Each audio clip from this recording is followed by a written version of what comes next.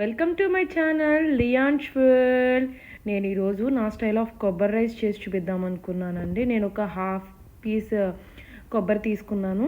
దాన్ని చిన్ని పీసెస్గా తీసుకుని చిన్న జార్లో వేసుకుని చిన్న పీసెస్, పెద్ద పీసెస్ చేస్తే మళ్ళీ మనకి గ్రైండ్ అవ్వదు కాబట్టి స్మాల్ పీసెస్ తీసుకొని అందులో ఒక హాఫ్ గ్లాస్ వాటర్ పోసి మిక్సీ చేసుకోవాలండి. తర్వాత స్ట్రైనర్ తీసుకుని స్ట్రైన్ చేసుకోవాలి. Coconut milk basmati rice, 1.5 glass coconut milk, ghee, అల్లం వెల్లుల్లి పేస్ట్, దాల్చిన చెక్క, లవంగ, యాలకులు and star anise and star leaves, chilli, onions, matar and cash.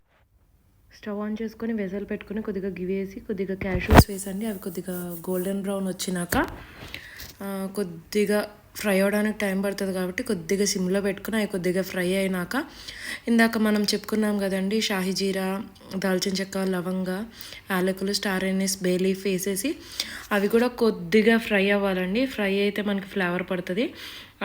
కొద్దిగా ఫ్రై అయినాక మనం కొద్దిగా ఆనియన్స్, చిల్లీస్ అవి కొద్దిగా వేసి ఫ్రై అయినాక గోల్డెన్ బ్రౌన్ వచ్చినాక కొద్దిగా మనం అల్లం వెల్లుల్లి పేస్ట్ వేసేసి అది కూడా కొద్దిగా ఫ్రై అయినాక అది కొద్దిగా అల్లం వెల్లుల్లి పచ్చివాసన పోయి మనకి ఫ్రై అయ్యే వరకు వెయిట్ చేయాలండి. కొద్దిగా సాల్ట్ వేసుకుని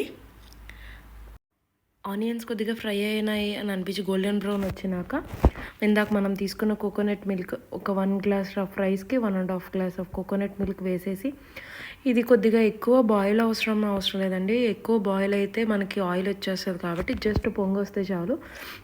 ఒక పొంగు వచ్చినాక మన బాస్మతి రైస్, మనం ఒక 1 అవర్ ముందు నానబెట్టుకున్న రైస్ వేసేసి ఒక్కసారి మొత్తం మిక్స్ చేసేసి సాల్ట్ అడ్జస్ట్ చేసుకొని మూత వేసేసి పైన ఒక గిన్నెతో వాటర్ పెడతానండి, స్టీమ్ అనేది బయటకు వెళ్ళకుండా.